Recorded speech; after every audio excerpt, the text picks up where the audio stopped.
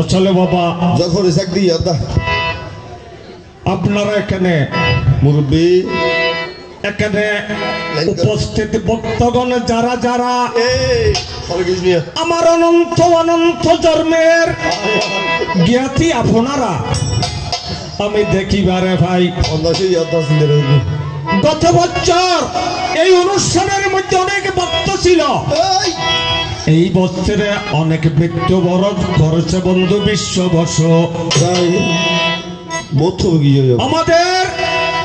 আমি এখানে এসে ভ্রমণ করেছি, এখানে আমাদের নাকি 10 বছরের মধ্যে বুদ্ধ এক অবতার আমি দেখেছি। আমাদের বৌদ্ধ ধর্মে 31 লোকভূমির মধ্যে তিনি 30টা পারামি পূরণ করেছে বুদ্ধ। নৈষ্কর্ম্য পারামি 31 পারামির মধ্যে নৈষ্কর্ম্য যদি পারামি পূরণ করতে পারে একজন এইভাবে দয়ানন্দ চিন্তা হরির ছেলে দয়ানন্দ মহানন্দ ভরি পৃথিবীতে উৎপন্ন হইবে। নৈষ্কর্ম্য পারামি যদি লাভ করতে পারে একজন ভালো কীর্তনীয় হতে পারে। অবেকুতি জন্মে গুরু থাকলে ভাগ্য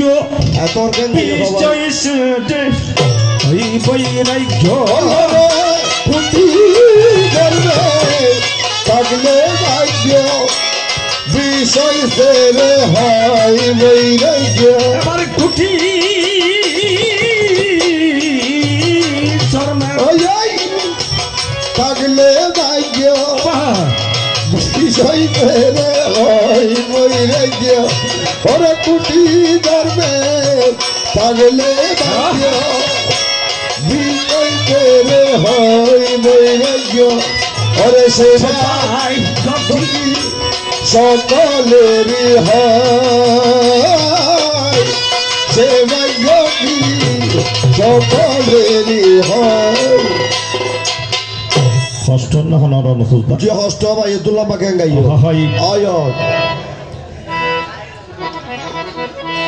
এই পবিত্র বছরে এই ভক্তগণের অঙ্গিনাতে যিনি পতিত পাবন শ্রীকৃষ্ণ এবং শ্রীকৃষ্ণের রাধারানীর প্রধান একজন সেবিকা গোপে দেখিবারে ভাই তাদের সাথে দুইজনের কথোপকথন হইল বন্ধু আজিকার সবাই। এখানে কৃষ্ণকে কিছু হেয় করা হয়েছে। এখানে আসলে যেখানে কৃষ্ণ কথা বলা হয়, যেখানে ভগবান তথাগত বুদ্ধের কথা বলা হয়, সেখানে অপ্রাসঙ্গিক কোনো কথাবার্তা বলা যাবে না। এখানে প্রশ্ন করা হয়েছে এবার স্বাধীন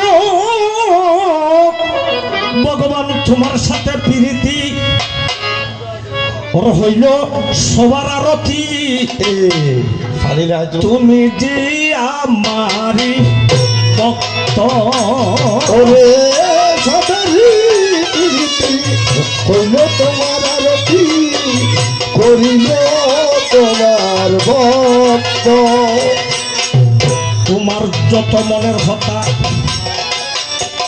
বলিবে সত্যের ব্রথা ভক্তেরই করওয়ালি।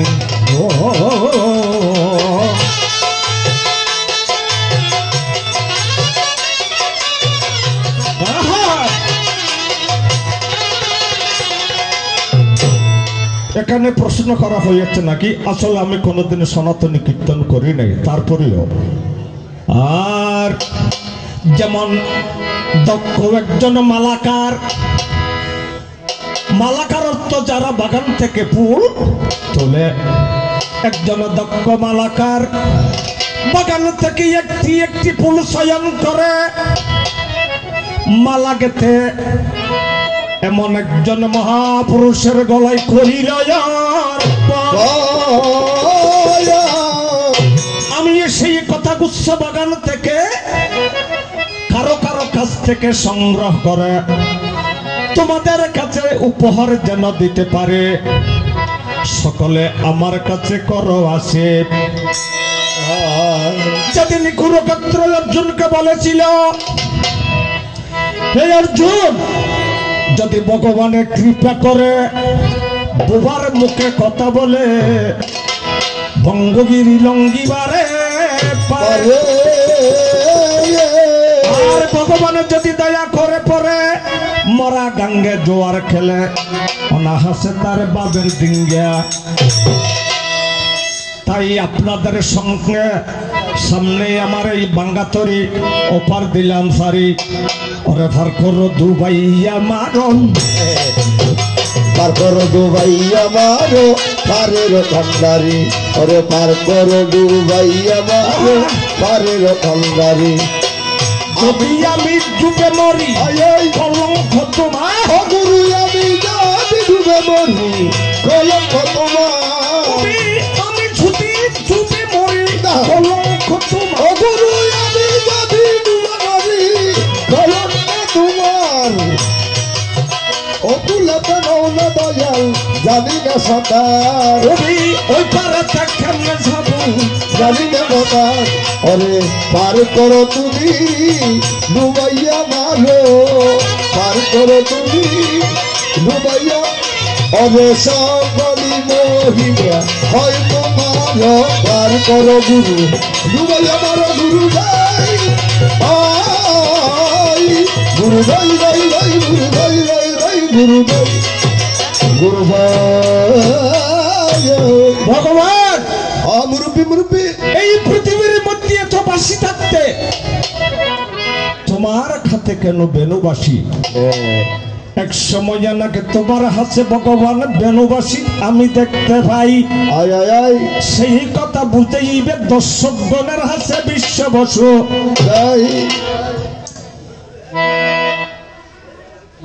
হ্যাঁ, সুন্দর একটা প্রশ্ন করেছেন। আসলে আমি যতটুকু জানি আমি ভক্ত কীর্তন করেছি, কিন্তু সনাতনী কীর্তন আমি করিবার চেষ্টা করতেছি। তাই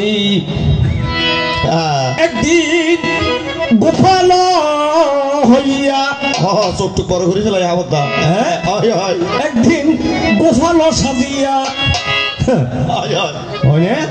ভাই গোপাল রাহাল বালক হইয়া, গুরু ভাই তিনি হাঁটিতে হাঁটিতে চলে, একদিন হইয়া রাহাল বালক হইয়া হাঁটিতে হাঁটিয়া রে, তার যত মনের হতা হতা বলি ভুই ভারতা, শুনো শুনো শ্রীকৃষ্ণের কথা, যত কথা বলিব কথা বলিব প্রকাশ করে। এক সময় গোপাল হতাহ হতাহ নাম ছিল তাহার, তখন রাখাল বালক সাজিয়া সেই শ্রীকৃষ্ণ ভগবান রাখাল সাজিয়া,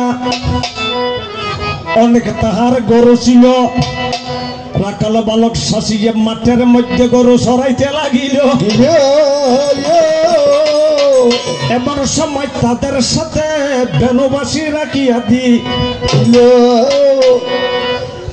একমাত্র বাসি রাখার কারণটা হচ্ছে বেনুবাসী সকাল বেলায় মাঠে গরু নিয়ে যাবে, বিকাল বেলায় যখন হবে রাখালার বাসির সুরে ওরে মনুদাসী ঘরে লইতে পারি না, ওই কালার বাসির সুরে মনুদাসী ঘরে রইতে পারি না। বাসি বাসার পর বেনুবাসী মাটি ঘরে রইতে পারি না, হইরে ঘরে রইতে পারি না, পারি না। কালার বাসির সুরে বনবাসী ঘরে রইতে পারি না।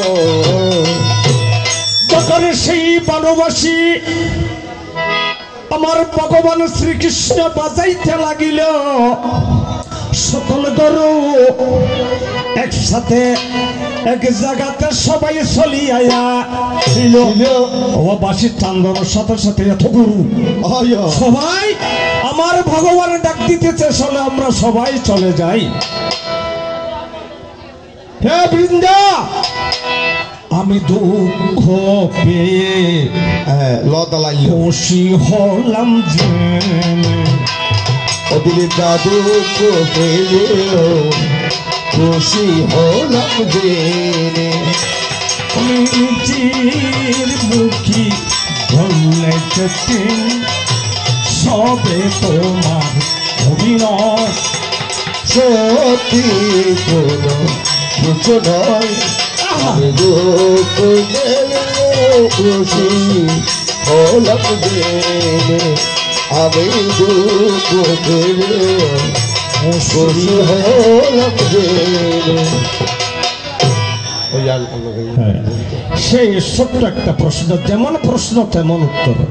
একমাত্র বেণুবাসীটা শ্রীকৃষ্ণ গোপাল সেজে রাখাল বালক হয়ে বাজাতে ছিল, একমাত্র তাদের কারণে আমাদের যতগুলো গরু আছে সবাই একযোগে আসিয়া সবাই ওখানে বাড়িতে ফিরে যাবে। সেই কারণে তাই আমার একজন বন্ধু রঞ্জু দাস, রঞ্জুকে সাহায্য হরিল। আমি যখন বুদ্ধ কীর্তন করতে চাই, উনি আমার সাথে সাথে যাইতো। বুদ্ধ কীর্তন শুকায় অনেক আগ্রহ ছিল তার। এই বাক্যের নির্মম পরিহাস, কেন আমরা বারবার এই মাতৃগর্ভের লোহকুম্ভ নরকতে জন্মগ্রহণ করি? কেন বারবার আমাদের এই মৃত্যু হতে হয়?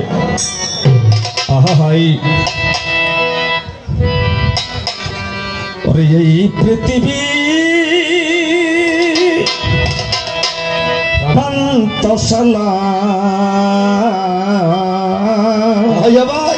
চেষ্টা করা কেউ আসে কে যায় না, এখন কেন বুদ্ধি হারাইছিলাম ভাবে।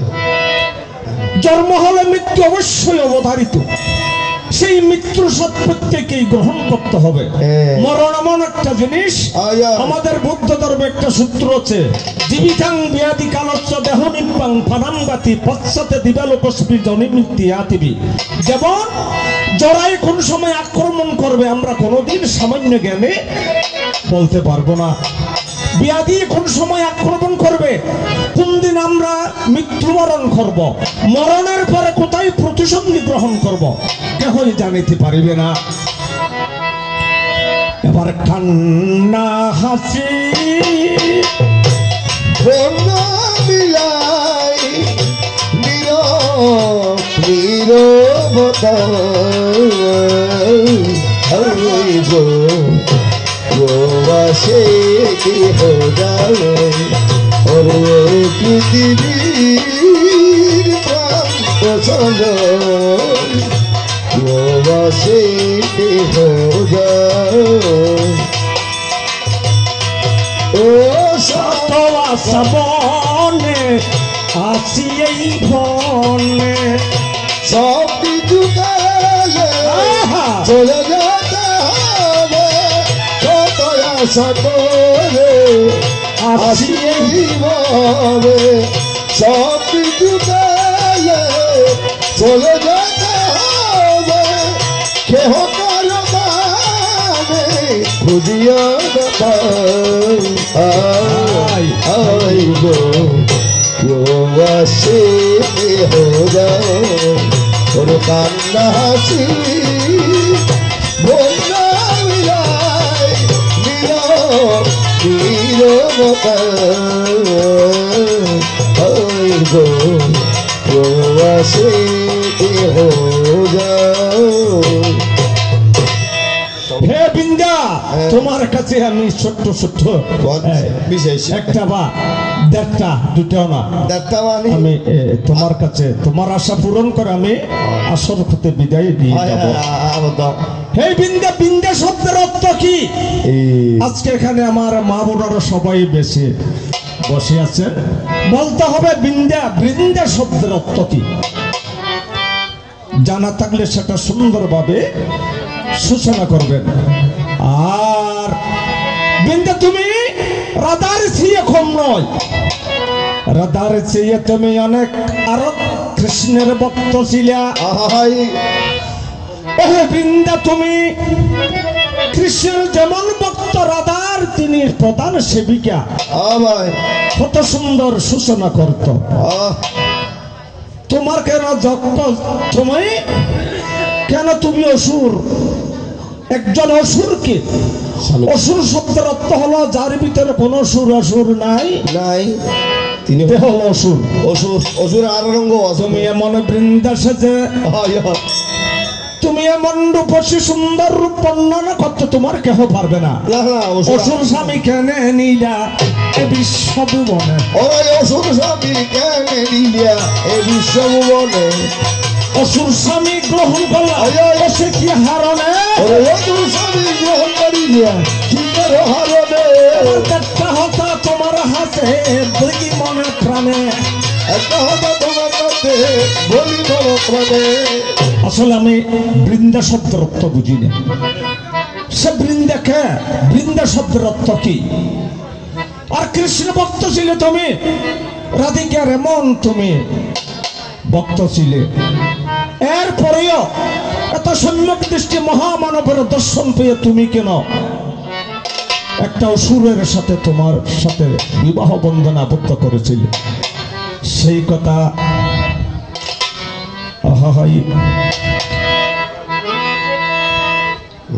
আর কোনো কথা নয়।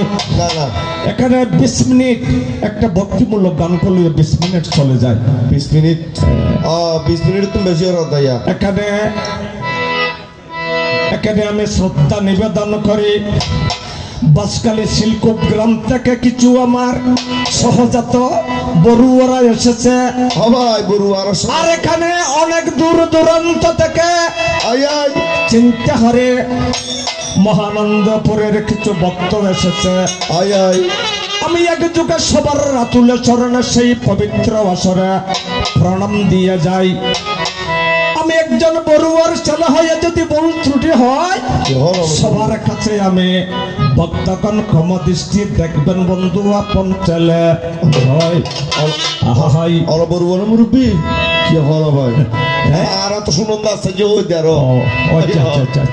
ঠিক আছে, এবার টাইম ফুরাইয়ে গেলি কথা। টাইম ফুরাইয়ে এবার স্বাগতম স্বাগতম আমার বৃন্দা দেবীর আগমন। দেখি আসরতে হনলাইনে চলা